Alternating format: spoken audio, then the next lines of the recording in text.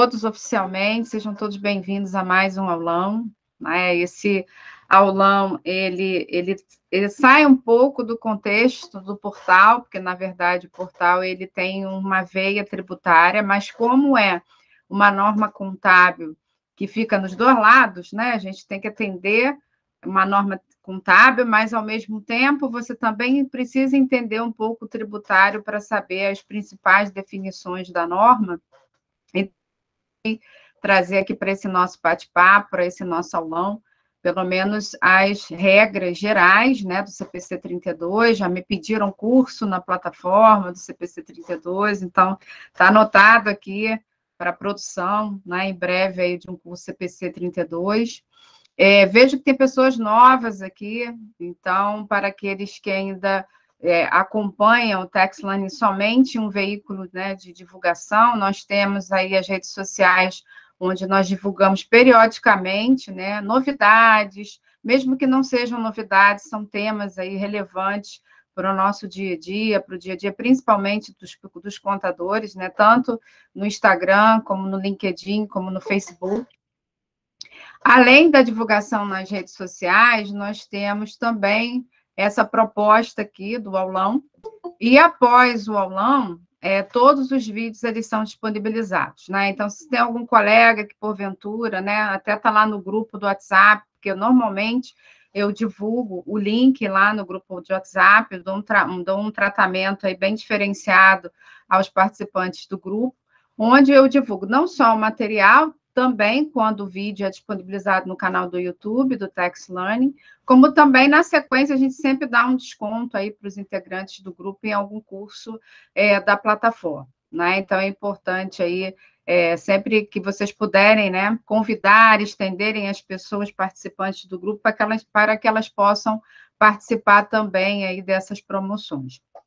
Bom, então, o portal, ele nasceu efetivamente de uma iniciativa minha, durante a pandemia, né, principalmente naquele período que ninguém podia sair de casa, então eu resolvi efetivamente transformar, né, o material de aula que eu tinha em videoaulas, né, então todos os cursos cadastrados na plataforma, eles são divididos em vídeos de duração de até 20 minutos, justamente para que qualquer um de nós aqui, mesmo com a nossa rotina, possamos cada dia, né, aprender um pouco daquele conteúdo, porque eu sei que muitas vezes você ficar 4 horas em cada noite em um curso é muito difícil na nossa rotina.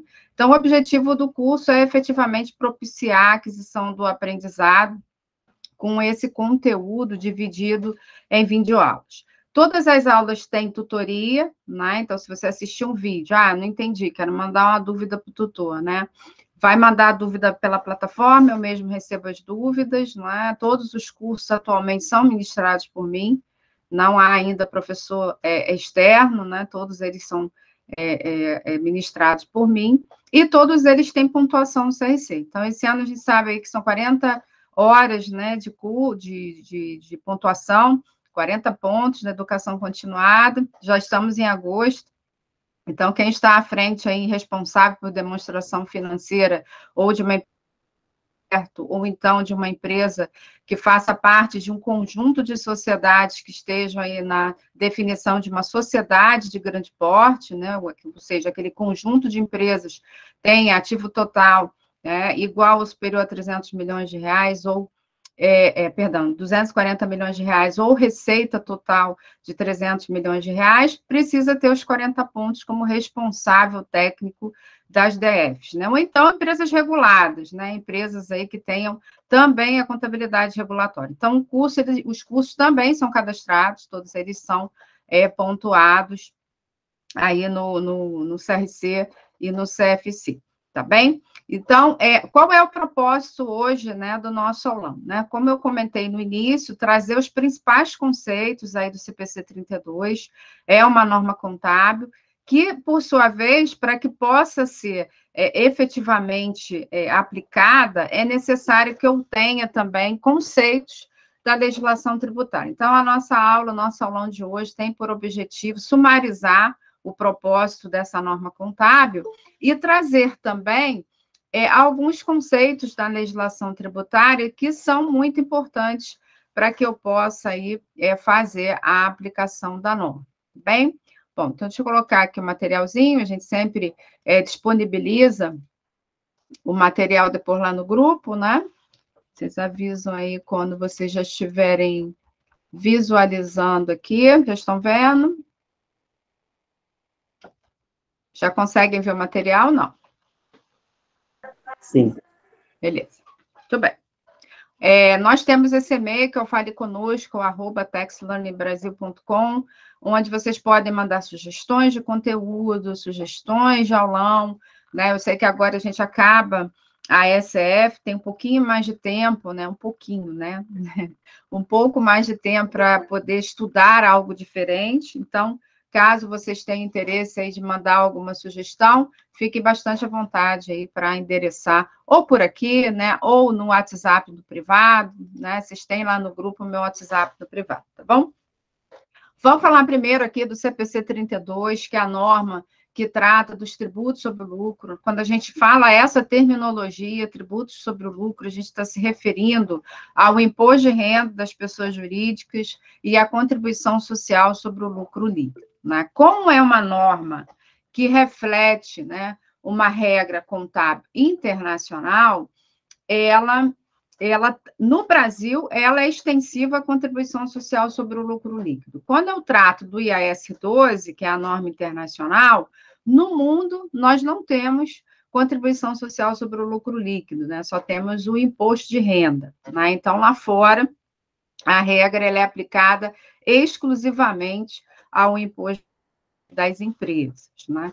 Principal objetivo, né? Acertar algumas distorções que eu possa ter na minha demonstração contábil por conta dos efeitos fiscais em função aí das chamadas diferenças temporárias, ou então em função da compensação de prejuízos fiscais. Então, o principal escopo é trazer regras para a contabilização dos efeitos fiscais atuais e futuros em decorrência de futura recuperação ou liquidação do valor contábil de ativos ou passivos, que são reconhecidos no balanço patrimonial da entidade, e operações e outros eventos do período atual, que são reconhecidos nas demonstrações contábeis da entidade, né? Trocando em miúdos, é que eu possa segregar, né, dentro daquele imposto de renda e contribuição social ali apurados, possíveis efeitos em decorrência dos ajustes fiscais que eu realizo lá, principalmente no meu Elalu e no meu Elax, né? Normalmente, o nosso olhar para tributo sobre o lucro é muito voltado para lucro real, né? Geralmente, ele é muito voltado para lucro real, porque é automático os ajustes em função de regras de dedutibilidade de despesas e não tributação das receitas. Mas eu também tenho um efeito futuro quando eu falo de lucro presumido, né? A partir do momento que eu adote aí regime de caixa para reconhecimento de receita, né? Então, eu tenho um efeito futuro em função à apuração dos tributos sobre o lucro, né?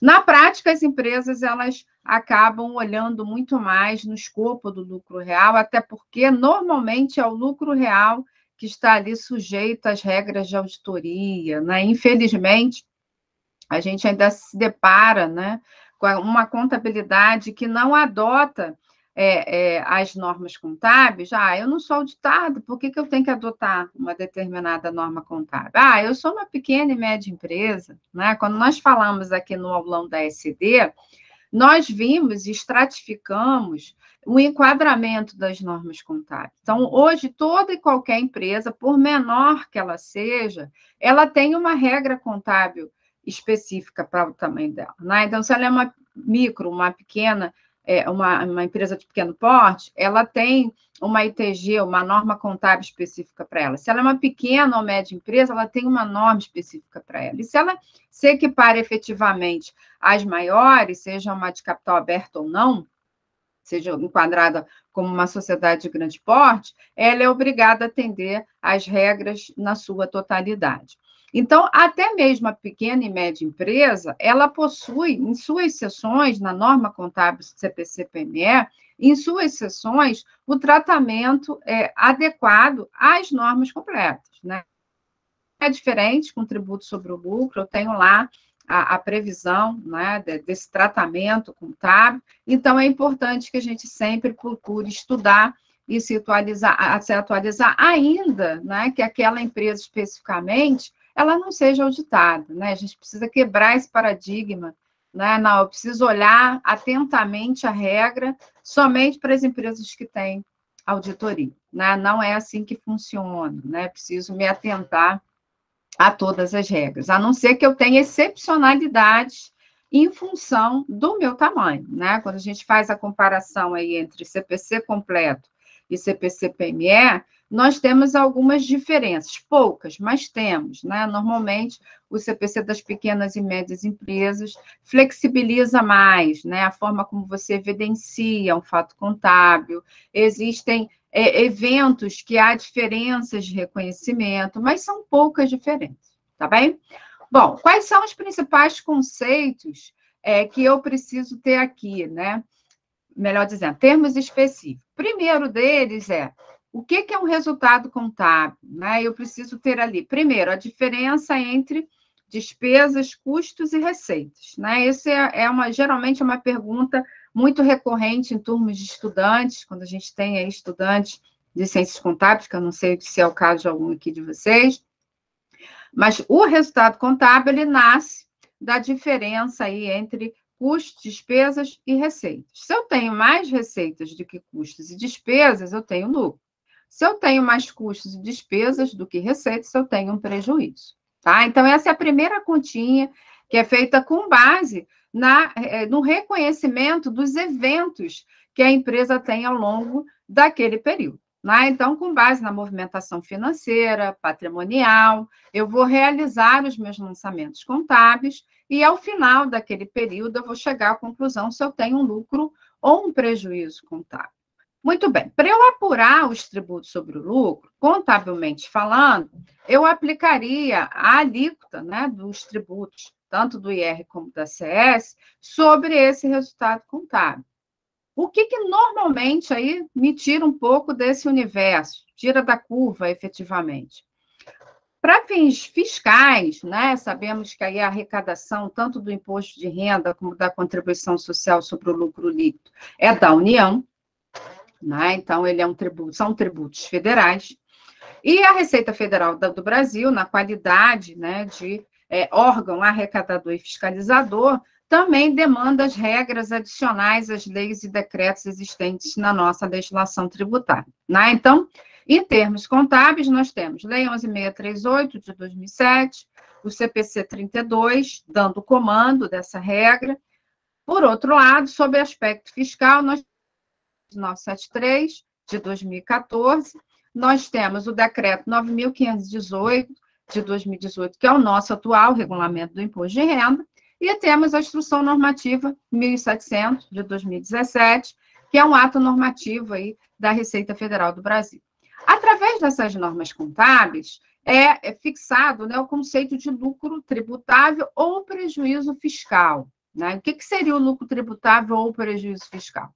Olha, simplesmente eu vou analisar, né, o conteúdo do meu resultado contábil, ou seja, todas as classificações das minhas despesas e receitas, e ali, de acordo com as regras estabelecidas pela legislação tributária, eu vou precisar identificar as despesas que não são aceitas pelo fisco, né, ou comumente chamadas de despesas indedutíveis, né, as quais são objeto de ajustes na apuração do meu lucro fiscal, né, ajustes chamados de adição, ou seja, se ela vinha diminuindo o meu resultado contábil e ela não é aceita pelo fisco, eu preciso somar ao resultado contábil para desfazer esse efeito, né? Por outro lado, né, se eu tenho uma receita aumentando o meu resultado contábil e a legislação tributária, por uma condição definitiva ou temporária, permite que eu não tribute aquela receita, eu preciso desfazer esse efeito através de um ajuste de exclusão, né? Então, eu tenho aí, um desempate entre lucro contábil e lucro tributável, né? E esse é o principal aí objetivo dessa norma contábil, justamente em função dessas diferenças de conceito entre legislação contábil e tributário, eu preciso fazer esses ajustes nas minhas demonstrações, para que elas tenham, né, uma informação, né, mais fiel, né, do que realmente acontece com aquela empresa. Se, porventura, eu tenho um ajuste fiscal com efeito futuro, né, aquela situação atual, ela não vai refletir adequadamente, né, o resultado financeiro da empresa, se lá na frente, por exemplo, né, eu tenho um ativo fiscal diferido ou um passivo fiscal diferido, né, e é esse o principal objetivo aqui da norma contábil, tá? O que seria a despesa tributária? É o valor total incluído na determinação do lucro ou prejuízo para o período relacionado com o tributo sobre o lucro corrente ou diferido. Então, o que seria o lucro corrente, né? O que seria o imposto corrente? É aquele imposto incidente sobre eventos atuais, que não tem repercussão futura. Então, efetivamente, dentro dos meus ajustes de adição e exclusão, eu preciso ter esse conhecimento, né? O que é um ajuste definitivo e o que seria um ajuste que efetivamente tenha uma repercussão futura aí das minhas demonstrações financeiras. Bom, então eu tenho aqui... Pois não. Você está apresentando outra tela? Porque o que está aparecendo aqui é a do Miri. Tá, deixa eu ver aqui. Eu vou compartilhar novamente, então. Deixa eu só adicionar algumas pessoas. Deixa eu colocar novamente aqui a apresentação. Vou colocar a tela inteira, porque aí acho que agora vai. Parei aqui. Vocês estavam vendo essa aqui? Não. Ele não estava percorrendo os slides, é isso? Não, não estava. Tá bom. Então, nós estamos no segundo slide, né? Eu estava falando mais do que tem escrito aqui. Né? Então, parei aqui em despesa tributária, né? Que aí eu vou ter a despesa tributária, efetivamente, o imposto corrente e o imposto diferido baseado aí em algumas premissas que nós vamos tratar aqui na sequência, tá bem? Então, voltando aqui, olha, primeiro eu tenho a apuração do meu resultado contábil, e aí o que eu acabei de falar, olha, o resultado contábil, ele é decorrente, né, da diferença entre meus custos, despesas e receitas, né, reconhecidos através aí da movimentação financeira e patrimonial da entidade. Muito bem, se eu estou olhando aqui, ó, eu sou a pessoa do contábil, né, então eu vou ter o lucro contábil a partir do momento que eu tenho receitas em valor superior aos meus custos e despesas. Se eu estou do lado de cá, eu não sou da contabilidade, né? Está ali realmente tratando os eventos contábeis, né? A essência sobre a forma, né? De acordo com todos os critérios, né? Voltados aos interesses da administração, como trata aí as normas contábeis, trazendo transparência, né? As demonstrações financeiras, né? E aqui o grande comando que eu tenho é o chamado regime de competência, ou seja, as minhas receitas e as minhas despesas e os meus custos precisam ser reconhecidos no momento que nasce a obrigação de pagá-las, né? Independentemente do desembolso financeiro, do momento que nasceu a minha obrigação, eu preciso reconhecer. A gente falou até disso aqui quando nós fizemos o nosso aulão sobre tributação internacional, a questão da invoice do exterior, né? Você recebe a invoice do exterior, aquele momento ali nasce a obrigação de pagar aquele prestador de serviço estrangeiro. Preciso reconhecer aquela obrigação na minha contabilidade, independentemente do pagamento ou câmbio ocorrer meses depois, né? Já do lado de cá, né, que é a galera do tributário, qual vai ser o meu olhar? É lucro fiscal. Eu vou ter que olhar contábil e entender as regras lá do regulamento do imposto de renda, começando lá no artigo 311, indo até o 446, a IN 1700, e entendendo quais são as despesas aceitas pelos fiscos e quais são as receitas que o fisco permite ou não tributar. Né? Então, vou ter esse trabalho de casa. Então, por que esse CPC, de certa forma, quando você lê o texto dele, não é difícil o entendimento? Porém, para que eu possa aplicá-lo, eu preciso entender a norma tributária, né? Então, não basta eu saber só a norma contábil, preciso entender a norma tributária. Por quê? Porque para fins tributários, eu tenho hipótese de regime de caixa em algumas situações, né? Para o lucro presumido, por exemplo, eu posso optar em reconhecer as minhas receitas, independente da natureza delas, pelo regime de caixa, ou seja, no momento em que eu vou recebê-las, né? Independentemente de ser receita de venda de bens, prestação de serviço ou uma receita de variação. Já para o lucro real, eu tenho condições mais restritivas para o regime de caixa, né? Eu não tenho toda essa amplitude, como eu tenho tanto no Simples Nacional como no lucro presumido. Então, para o lucro real, eu tenho algumas excepcionalidades, como é o caso dos contratos com o órgão público, onde eu posso fazer o diferimento do lucro. Veja, não é diferimento da receita, é diferimento do lucro, né? Ou então, quando eu tenho operações em moeda estrangeira, onde o fisco também permite que eu faça aí a adoção do regime de caixa e reconheça no momento da liquidação da operação para a variação cambial, né? Também é uma exceção. Ou então, quando eu tenho o resultado aí da alienação de bens do ativo não circulante, né? Então, são exceções aí mais atípicas, né, do que no lucro presumido e no Simples Nacional. Além disso, eu tenho regras de dedutibilidade das despesas. Então, eu preciso entender, né, quais são os 3 pilares para a dedutibilidade da despesa, né? Que é, primeiro, que a despesa seja incorrida, seja devida, não pode ser estimada, senão é uma provisão. Né? E aí nós temos regrinhas de provisões dedutíveis e não dedutíveis.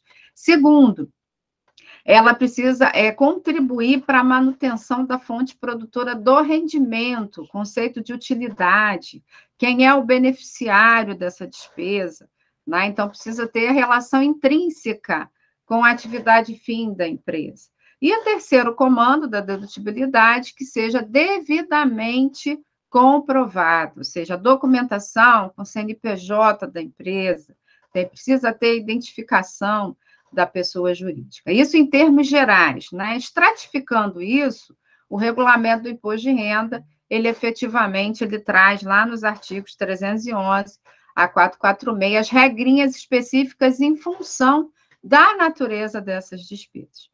Além das regras efetivamente, né, tributárias, né, que já nasceram lá no ambiente tributário, nós tivemos aí, a partir de 2008, os ajustes realizados no lucro real em função das normas contábeis, né? Então, sabemos que hoje, mesmo após a 12973, o fisco ele não adotou, né, as novas nomenclaturas criadas no resultado em função da adoção de normas contábeis. Então, tivemos critérios de avaliação de ativos, ativos avaliados a valor justo, a valor de mercado, que traz para mim ali um reconhecimento de uma receita, ou de um ganho, ou uma perda de valor justo. Tivemos a figura do ajuste a valor presente, que é o valor do dinheiro no tempo, de acordo com o CPC 12.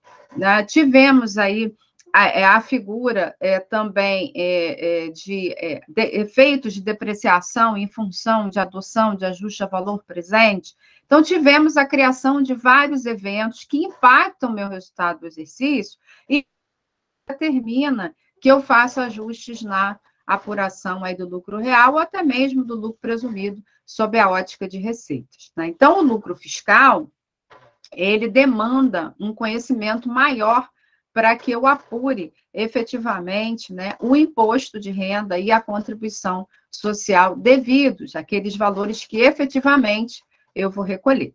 Bem, então, o principal objetivo dessa norma é que eu faça a distinção, né, se dentro da composição desses ajustes, eu, porventura, tenho algum ajuste com repercussão nos meus resultados futuros. Os ajustes reconhecidos como ajustes temporários. Ah, como é que eu sei isso? Como é que eu aprendo isso? Não tem receita de bolo, pessoal, e não é num aulão de 2 horas que a gente vai aprender. Né? A prática, sem sombra de dúvida, é o grande ensinamento, né? Por mais que vocês realizem um curso de apuração do lucro real para entender todos esses ajustes. Vocês não vão decorar de imediato, né? É algo que vocês vão aprendendo ali no dia a dia. Quem está militando mais tempo aí sabe muito bem o que eu estou falando, né? Só com a prática que vocês vão assimilando todos esses conceitos, né?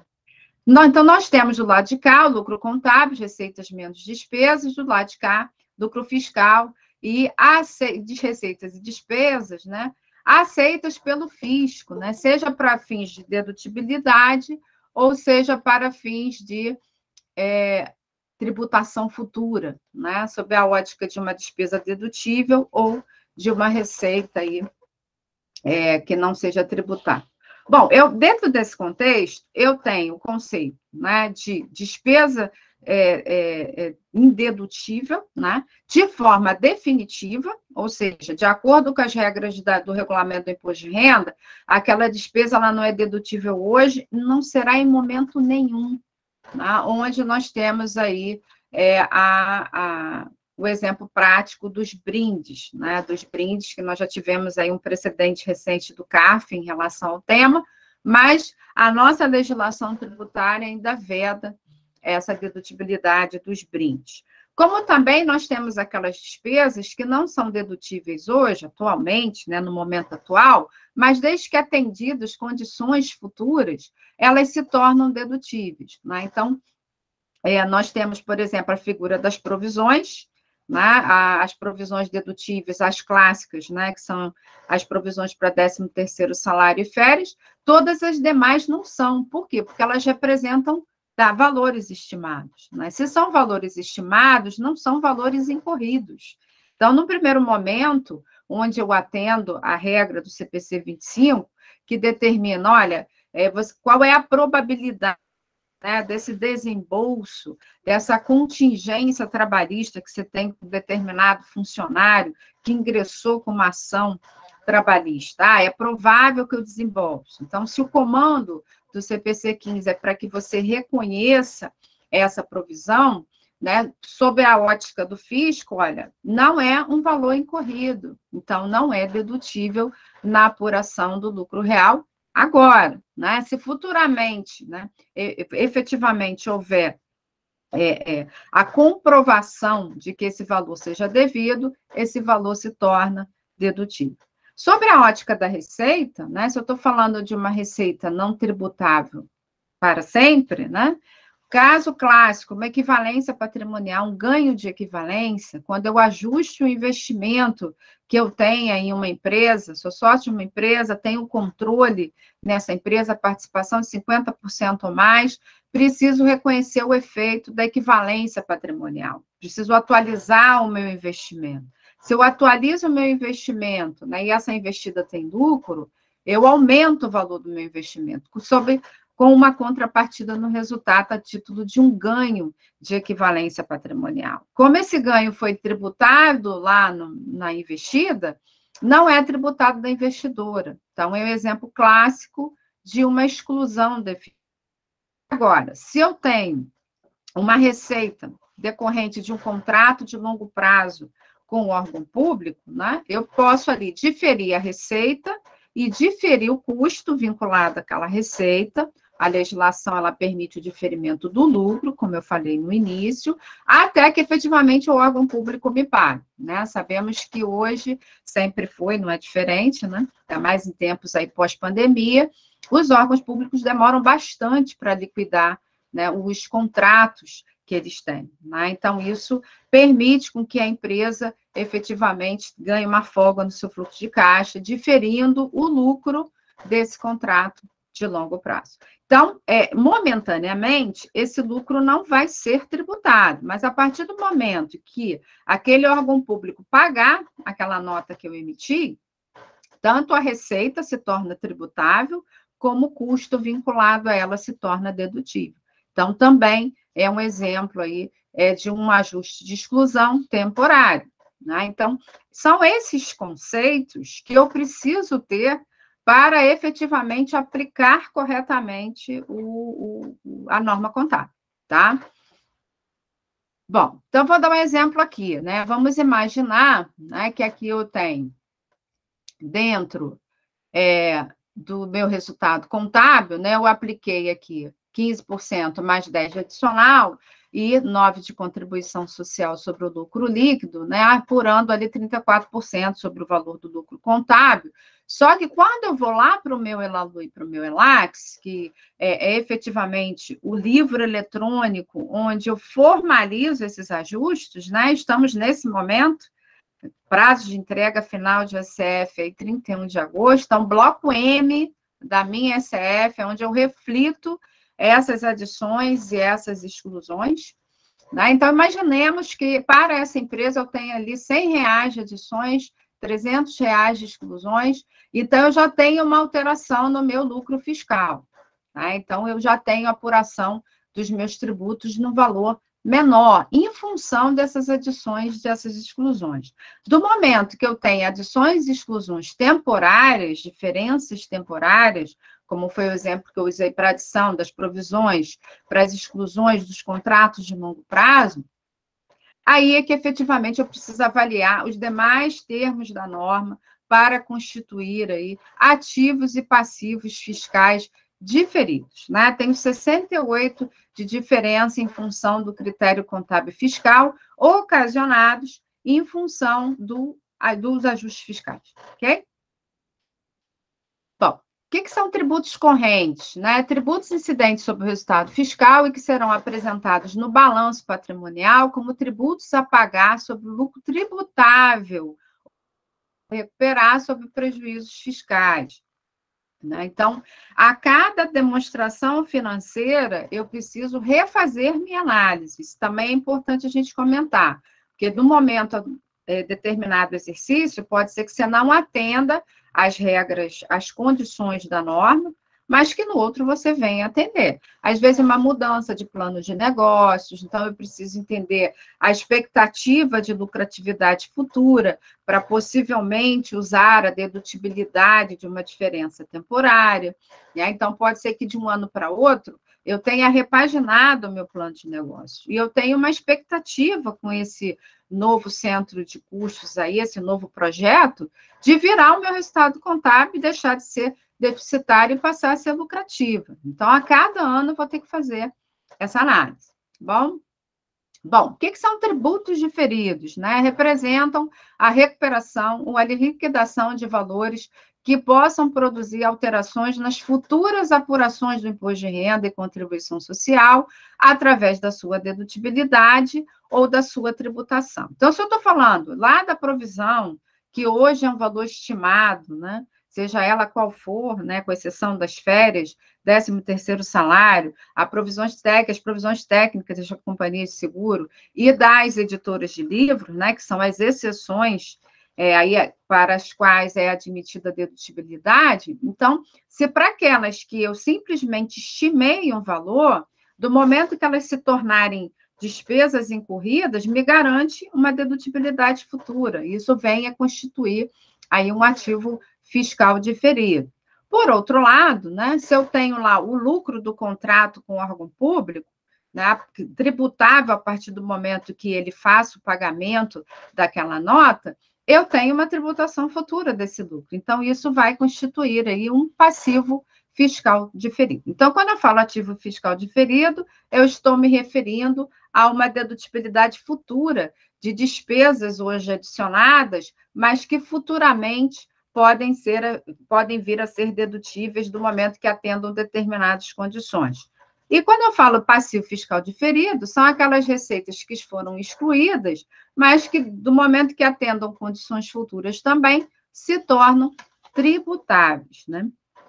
Sobre o aspecto tributário, né, esse controle das diferenças temporárias, ele ocorre na parte B, né, do livro eletrônico, tanto do Elalu, que é o livro de apuração do lucro real, ou apuração do imposto de renda, como o Elax, que é o livro eletrônico aí, de apuração da contribuição social sobre o lucro líquido. Parte A, onde efetivamente eu faço os ajustes de adição e exclusão, e parte B, onde eu controlo aqueles ajustes que vão ter impacto em períodos de futuro.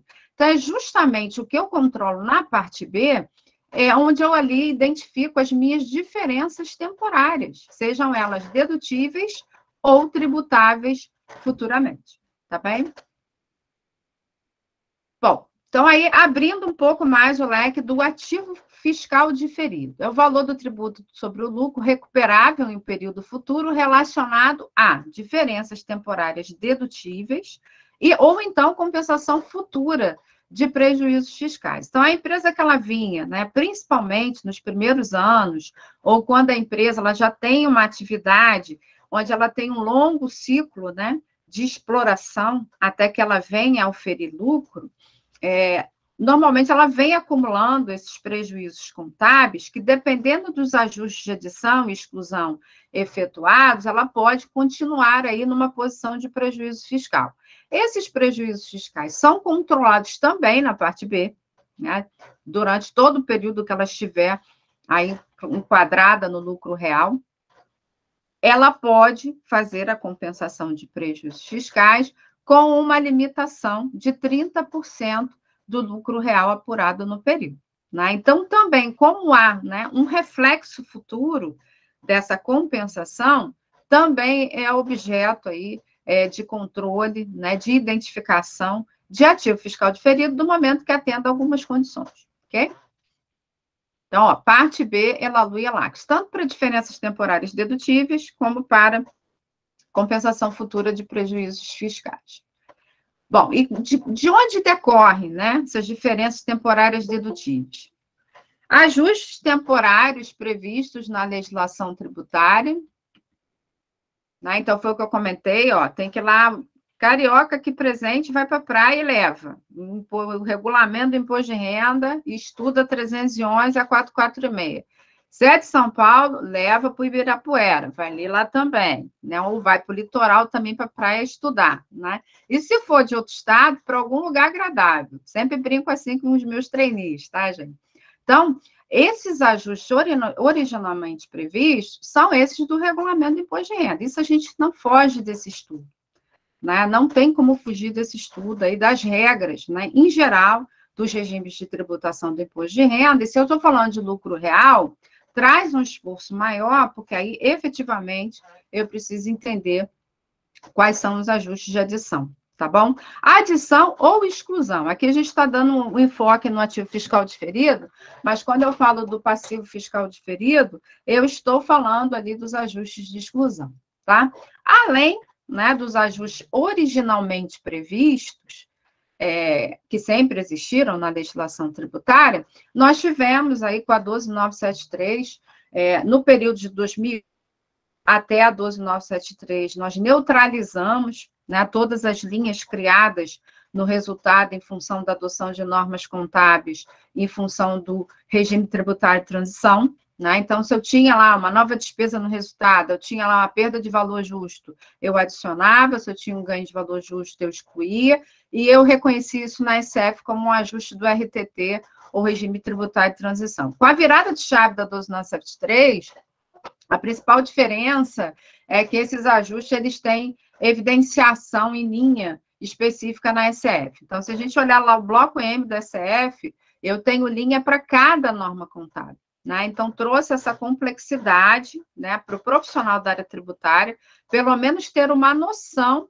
do escopo de cada norma contábil para alocar corretamente lá no bloco M da SF. Por outro lado, né, para o profissional da área contábil, trouxe a necessidade de entender, pelo menos ter um entendimento macro aí da norma tributária, seja para entender o reconhecimento do IRCS diferido, ou até mesmo para criar subcontas distintas, como algumas normas, algumas regras, né, do legislador tributário, algumas normas contábeis, né, quando são tratadas pela legislação tributária, elas trazem essa obrigatoriedade de conta contábil, subconta específica, né? Então, é importante que a gente, mesmo sendo de um mundo só, conheça pelo menos as regras gerais do outro, né?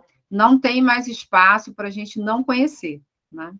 Bom, trazendo um exemplo para ficar um pouquinho mais claro, então, imaginando aqui que eu tenho uma indústria Eletrônica Alfa, ela encerrou suas demonstrações contábeis em 31/12 de 2021, tendo um lucro contábil antes da provisão de 1.200, e considerando a tributação de 34%. Né? Eu sei que lá no CPC 32, a alíquota nominal que é trazida lá é 25%, né? Mas na prática a gente adota os 34% sempre que há a figura do adicional do imposto de renda, né? E da contribuição social. 25%, porque eu estou pressupondo ali 15% de R com mais 10% de adicional, mas eu não posso esquecer dos 9% da CS, tá? No valor de 408. No entanto, a empresa reconheceu lá em dezembro as seguintes provisões não aceitas pelo fisco como dedutíveis. Provisão para garantia no valor de R$200 e provisão para contingências trabalhistas no valor de R$150. Tá? Então, duas provisões que não estão classificadas dentre as que a gente comentou, ou seja, o fisco não admite como dedutível aí na apuração do lucro real. E aí, como é que ficaria, né? Como ficariam esses mundos, né? Aqui, no lucro contábil, 1.200, aplicando a alíquota de 34%, 400 de IRS contribuição social, chegando a um lucro após IRCS 792. Se eu for considerar o ajuste de adição das provisões não dedutíveis, né? Eu chego a um lucro menor, né? Um lucro maior, perdão. Consequentemente, eu tenho aqui um imposto de renda diferente. Então, o montante do tributo sobre as provisões não dedutíveis em 2021 é de R$119.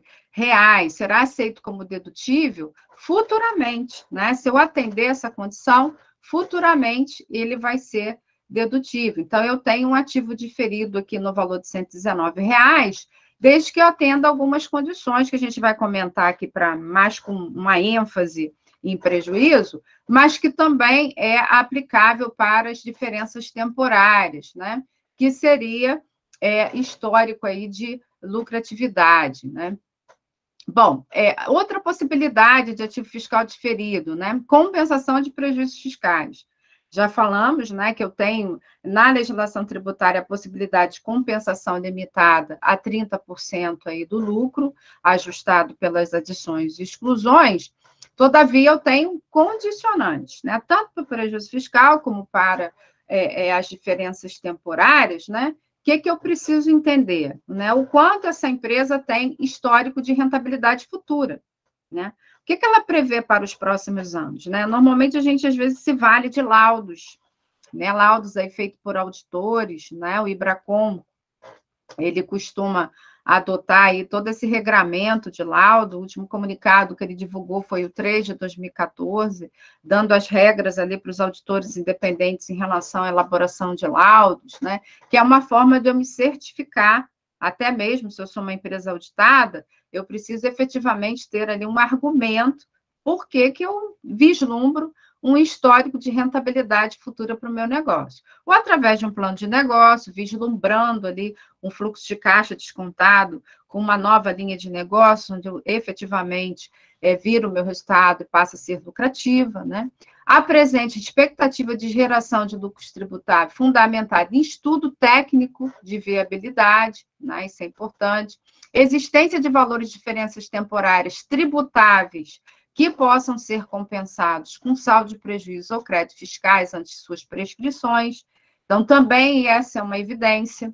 Né? Olha, eu tenho aqui, né, uma receita que eu estou diferindo ali. Né? Eu tenho uma receita de variação cambial que eu estou diferindo a tributação, porque a legislação tributária permite o regime de caixa. Então, quando eu liquidar aquela operação em moeda estrangeira, eu vou ter a tributação daquela receita de variação cambial. Então, obviamente, eu preciso contar aí com uma compensação de um prejuízo fiscal. Né? Então, provável ocorrência de lucros tributáveis antes que os saldos de prejuízos e créditos fiscais expirem, natureza dos prejuízos não utilizados. Por que natureza? Hoje a gente ainda tem, na nossa legislação tributária, a segregação de prejuízo fiscal operacional e não operacional. Caiu em desuso em muitas empresas, mas se eu tenho prejuízos fiscais ocasionados pela venda do ativo não circulante, né? Então é um prejuízo fiscal não operacional, teria que controlar ele de forma segregada para compensar com lucros da mesma natureza. Então, isso também é importante de identificar qual é a natureza do prejuízo fiscal, operacional ou não operacional. E a existência de oportunidades de aproveitamento de saldos de prejuízos e créditos fiscais mediante a realização aí de planejamento tributário. Pode ser que eu esteja fazendo cenários de novas atividades, e ali com uma previsão de uma receita projetada, de um resultado projetado. Normalmente as grandes empresas possuem esse trabalho, né, de projeção financeira, né, dos resultados, não só sob a ótica da receita, como dos custos e despesas também, em função sempre, né, amparado em um plano de negócios. As menores é mais difícil você ver isso, né? Infelizmente, pequeno e médio empresário, ele não tem muito essa visão de planejamento financeiro, né, para que possa dar suporte a essa análise aqui também. Bom, e aí, ao final de cada período de apresentação das demonstrações, a entidade deve reavaliar, né? Então, essa reavaliação dos ativos fiscais ou dos passivos fiscais, ela é sempre em cada encerramento de demonstração financeira, né? Então, a entidade reconhece um ativo fiscal diferido, não reconhecido previamente, na medida em que se torna provável que os lucros tributários futuros permitirão que o ativo fiscal diferido seja recuperado, né? Por exemplo, uma melhoria nas condições de comercialização, um novo modelo de negócios também, que não está escrito aqui, mas foi o exemplo que eu citei, né? Que seja capaz de gerar lucro tributável suficientemente no futuro para que o ativo fiscal diferido atenda os critérios de reconhecimento. Então, na verdade, qual é o principal objetivo? Da minha despesa de IRCS contábil, né, calculada sobre o meu resultado contábil, ali efetivamente eu segregue, né, o que é IR corrente e o que é IR diferido, né? Para eu fazer essa segregação, constituir esse ativo fiscal diferido e tirar esse pedacinho da minha despesa tributária, não tem como fazer isso sem conhecer as regras, né, tributárias que tratam dos ajustes, né, ao resultado contábil, os ajustes feitos aí na apuração do lucro real. E um outro exemplo é quando a entidade reavalia os ativos fiscais diferidos na data da combinação de negócios ou subsequentemente. Então, quando eu tenho operações de aquisição de investimento, onde eu tenho controle na aquisição desse investimento, a norma ela traz uma tratativa diferente, né? Então, isso aí é um ponto importante a gente colocar aqui, inclusive para aí reconhecimento ágil. Então, a gente tem um tratamento um pouco diferenciado. Bom, falando sobre a ótica do passivo fiscal diferido, né, é o valor do tributo sobre o lucro devido em período futuro, relacionado a diferenças temporárias tributáveis, né, também refletidas lá na parte B do ELADU e do ELACS. Então, demos dois exemplos clássicos aqui, que é o exemplo dos contratos de longo prazo, que passaram a ter aí bastante aplicação nos 2 anos de pandemia, né? Todo mundo precisava ter um ar, né? Um respirar no fluxo de caixa, dar um fôlego no fluxo de caixa, e começou, as empresas que até então não adotavam, começaram a olhar com mais atenção as hipóteses, né, de diferimento de receita e lucro prevista na legislação tributária. Uma delas refere-se aí aos contratos de longo prazo, não só com o órgão público, como com sociedade de economia mista também, né? Que aqui no Rio de Janeiro nós temos aí muitas empresas com contratos celebrados com Petrobras,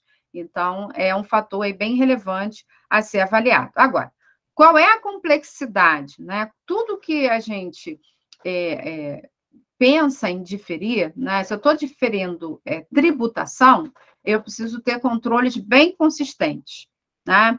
Por quê? Porque eu vou ter um reflexo disso lá na parte B. Então, eu preciso ter um controle muito assertivo do momento que eu preciso baixar, né, esse passivo fiscal diferido, né? Se eu baixar em momento errado, eu vou deixar de recolher imposto, né? Então, se eu deixar se eu deixar de fazer uma exclusão, o fisco certamente não vai me penalizar. Tanto que o próprio regulamento, a redação do artigo poderá ser excluído, poderão ser excluídos, poderá, Você exclui se você quiser. Agora, deixar de adicionar, aí não pode acontecer, né? Porque deverá adicionar. O adicionar é sempre no deverá, né? E o excluir é sempre no poderá, né? Então, se eu resolvi excluir, tem que ter controle suficiente que me direcionem o momento que eu tenho que oferecer aquela receita tributação. Se é uma receita em decorrência de uma variação cambial, observar o exato momento que eu baixei, né, aquele evento em moeda estrangeira e que se torna tributável aquela receita de variação cambial. Se é um contrato de longo prazo, o momento em que efetivamente houve ingresso financeiro e que ali se tornou tributável aquele lucro. Agora, por que é difícil eu diferir contratos de longo prazo? Porque eu preciso ter lá o centro de custo daquele projeto. Por quê? Porque eu vou diferir lucro, receita e custo. Então, não vou só diferir receita, né? Muitas empresas acabam sendo autuadas porque fazem a prática dessa possibilidade prevista na legislação, mas diferem a receita, não diferem o custo. Tá? Então, quando eu pensar em adotar o diferimento dos contratos aí com órgão público ou sociedade de economia mista, para o imposto de renda e contribuição social sobre o lucro líquido, o diferimento é do lucro. Né? Vou diferir receita e custo, tá bom? Então, aqui foram os dois exemplos clássicos que nós citamos aqui para o passivo fiscal diferido. Né? Vamos trazer aqui um exemplo exatamente disso. Né? Vamos imaginar que a empresa XPTO ela tem um contrato de longo prazo para prestação de serviço para um órgão público e ela apurou lucro contábil antes da provisão do imposto de renda e da contribuição social no valor de R$ 1.700. Em dezembro de 2021, a empresa emitiu uma nota fiscal para o órgão público que foi recebida em janeiro. E o valor dessa nota, e obviamente os custos equivalentes, foram reconhecidos na contabilidade aí pelo NET, né, ou pelo lucro, de 200, porém a legislação tributária permite a tributação desse lucro pelo regime de CAS. Então, como ficaria aí a apuração aí dos tributos sobre o lucro, né? Então, aqui, para o lucro contábil, 1.700, né? Só que uma parte do meu imposto, né? Eu tenho R$ 68,00, que equivale a 34% desses 200, né? Que eu controlei lá na parte B do meu ELALU e BELAX, porque eu só vou tributar no ano seguinte, que é justamente quando o órgão público vai me pagar, né? Eu vou ter o IR diferido sobre esses R$ 200. Então, da parcela do meu imposto de renda, o tributo corrente equivale a 510 e o tributo diferido equivale a R$ 68,00. Então, é esse exercício que eu vou precisar fazer, né, para atender a norma, né? Segregar quais são as minhas diferenças temporárias dedutíveis, quais são as minhas diferenças temporárias tributáveis, com base lá na parte B do meu ELALU e do MELAX, e também os meus prejuízos fiscais controlados lá na parte B. Se eu sou uma empresa, né, deficitária, né, e também até mesmo para utilizar as minhas diferenças temporárias, eu preciso entender essa linha do tempo, essa timeline, né? Como efetivamente se comporta essa dedutibilidade, essa tributação futura e os meus resultados, como é que eles acompanham isso, né? Qual é o histórico de rentabilidade, a previsibilidade da minha empresa ser lucrativa, ou então, qual é a previsibilidade dessas diferenças temporárias serem tributáveis a ponto de eu precisar das diferenças temporárias dedutíveis. Como é que eu divulgo, né?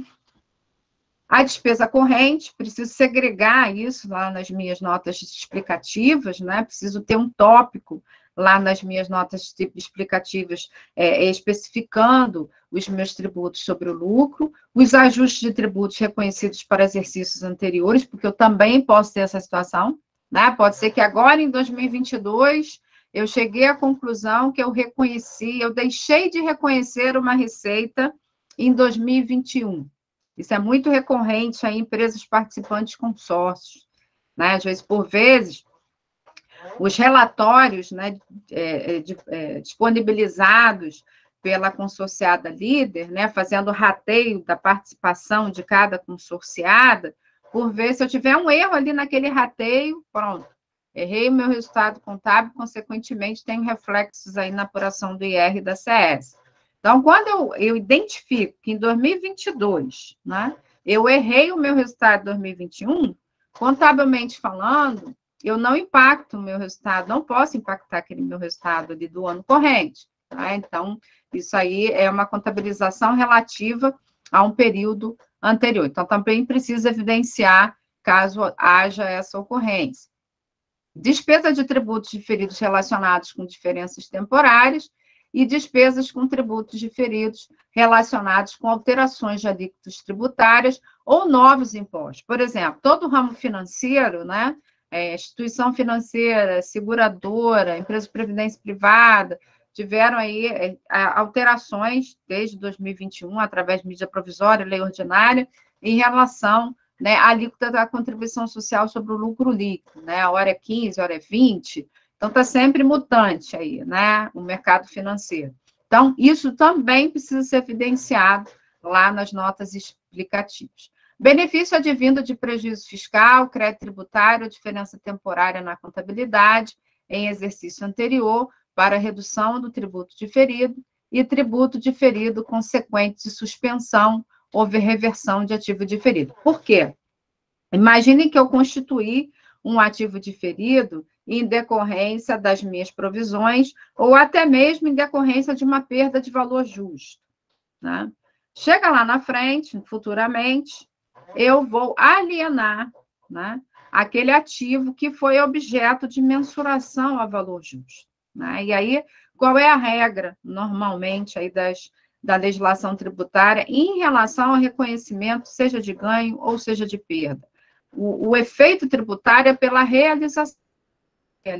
Então, se eu alienei aquele ativo que foi objeto de mensuração a valor justo, e essa mensuração resultou em uma perda, o movimento inicial foi, olha, essa perda não é dedutível, né, é uma adição temporária, vai lá para a parte B do ELAX, né, para que futuramente seja dedutível a partir do momento que eu haja esse momento de realização, ou esse momento de alienação ou baixo. Né? No momento que eu estou alienando, baixando, aquela perda se tornou dedutível. Então, eu vou baixar aquele ativo fiscal diferido, porque é ali naquele momento, aquela adição, né, temporária lá do passado se tornou dedutível.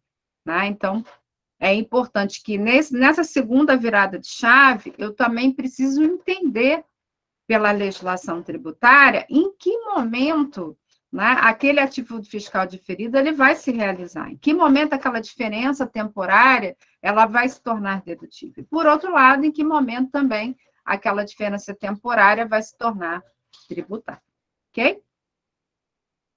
Bom, pessoal, feitas essas considerações, agora, como de praxe, eu abro aí para que vocês façam. Deixa eu ver se tem mais alguém para entrar aqui. Deixa eu ver se tem perguntinha no chat. Isso aqui foi lá no início que o André falou que estava a tela do Meet, mas depois vocês viram a apresentação, né? Foi tranquilo, né, pessoal? Ninguém me interrompeu, então acho que viram, né? Pois não, aberto a perguntas. Qual é a maior dificuldade que vocês têm aí ao lidar com essa norma? Quem aplica essa norma? Quem está aqui é estudante e nunca viu a norma? Hoje nós temos um número maior de pessoas. Deixa eu ver aqui quem eu conheço, além dos que eu falei no início. Tem pessoas conhecidas também. Gisele, você é estudante? Então, eu não sei se você hoje atua no contábil ou no tributário, né? Mas é muito importante, além de estudar, né, a norma contábil, que se saiba e conheça as regrinhas aí de adição e exclusão. Isso aí é fundamental para que você possa adotar a norma. Aprenda lucro real, né? Melhor dizendo. Ninguém, pessoal? Ninguém tem um exemplo? Qual é? Pois não, André? Eu não sei se você está me escutando muito bem, mas, por exemplo, no caso, eu tenho um artigo diferido sobre o meu ágio. Todo ano eu vou ter que fazer essa avaliação, justamente para poder fazer essa amortização? Como é que funciona nesse caso?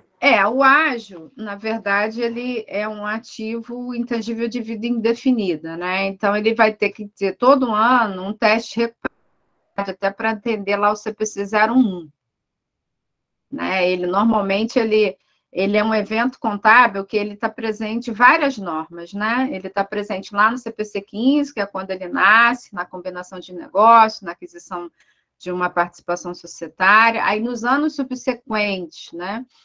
O CPC 4, ele não tem a previsão de amortização, por ser um ativo intangível de vida útil indefinida, mas você tem a figura do teste impairment, né? Então, ele fica mais concentrado lá na perda, né? No valor recuperável do ativo.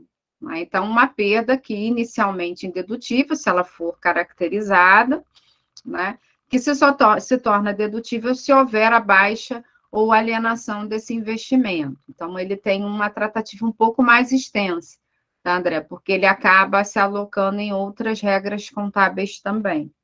Tá? Perfeito, muito obrigado. Mais alguém, pessoal?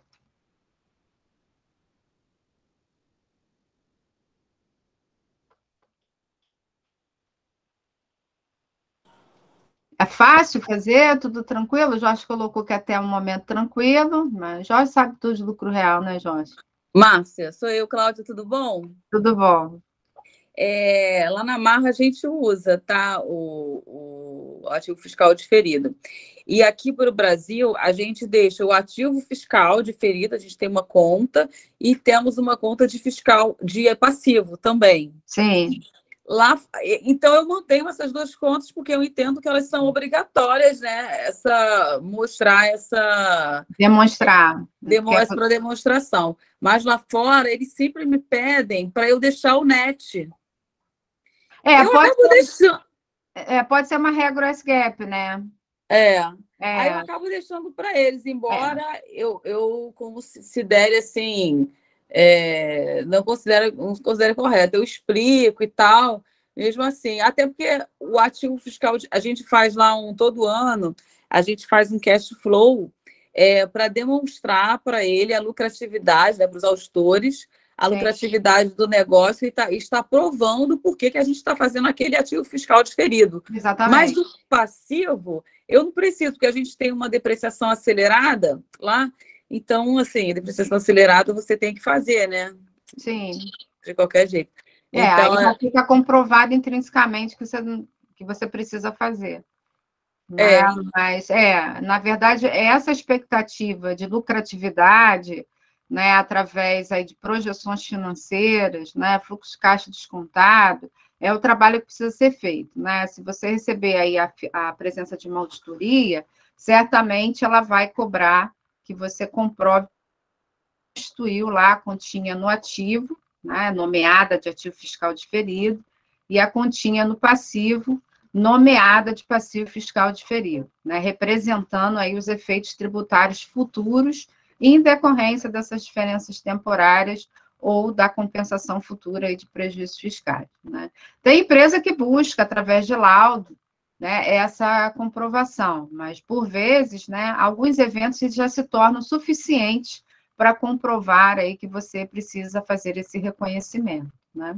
Mas é uma forma de você trazer uma transparência maior, né, para a sua demonstração financeira, já que você tem eventos ali que estão sendo controlados com uma perspectiva, né, de realização futura e impacto tributário futuro. Então, é isso que precisa ser demonstrado aí, tanto em termos de balanço patrimonial, né, e a segregação do tributo corrente e tributo diferido. Não, tá perfeito, porque eu cheguei até a pensar se no Brasil a gente poderia fazer um net, mas eu entendo totalmente que não. Não, na verdade, assim, outro dia também me deparei com uma diferença bem considerável de um cliente que estava questionando a questão da contabilização até de combinação de negócios, né? Porque aqui a nossa norma, o adquirente, ele reconhece os efeitos da combinação de negócios, e eu tive um questionamento na adquirida, né? Então, por vezes, as normas norte-americanas, elas são divergentes do padrão IFRS, né? Todos os nossos CPCs, eles são lá o Google Translator da norma IFRS, da norma europeia. Pegou lá o texto da norma, jogou no Google, traduziu. Por isso que a gente não entende nada, né, gente? Está lendo lá o primeiro item, quando você vai para o terceiro item, você não sabe mais qual é o primeiro, que dirá ler 47 páginas, né? Porque é a tradução literal aí das normas IFRS. E muitas vezes trazem ingredientes que a gente não adota aqui. Por exemplo, se você for no CPC 27, você tem a figura lá de reavaliação. Por quê? Porque no IFRS ainda tem, no Brasil não tem, porque tem uma trava pela Lei 11.638. De igual forma, quando você tem a figura de um controlador americano, que consolida as DFs, ele segue o SGAP, que não está 100% equivalente às normas IFRS, ainda tem diferenças também. Então, tanto o que a gente chama de BRGAP para o IFRS, a gente tem diferença, por exemplo, Brasil tem equivalência patrimonial, IFRS não tem, né? Brasil não tem reavaliação, IFRS tem. O IOSGAP, a gente tem essas diferenças, a combinação de negócio tem reconhecimento da adquirida, que a gente tem na adquirente só. Então, certamente, esse net aí do IR diferido é a norma IOSGAP. E a gente tem que conviver com esses mundos, não tem jeito, né? Tem que conviver com eles. É horrível, é verdade. Não, tá ótimo. Obrigada, Márcia. Muito boa a sua aula. Obrigada. Mais alguma dúvida, pessoal?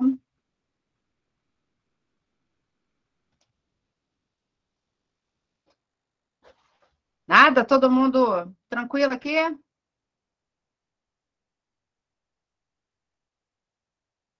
Bom, então eu gostaria de agradecer a vocês. Hoje foi até mais rápido o nosso aulão, né? A ideia foi trazer esse primeiro panorama aí da norma contábil, né? Continuem aí acompanhando as nossas publicações, né? Os nossos alunos, deem sugestão para o próximo, para que a gente possa atender aí, de repente, um tema que possa trazer mais pessoas para a sala de aula. Podem compartilhar o link da palestra, o fato de não estar no grupo não significa que não possa participar, né? A ideia de vir para o grupo é justamente ganhar aí cupom para desconto em curso. O material é que efetivamente a gente veicula pelo grupo, né? No YouTube só tem o vídeo, mas aí aguardo vocês nos próximos meses, aí nas próximas aulas, tá bom? Muito obrigada aí pela participação de vocês e até o próximo aulão, tá bom?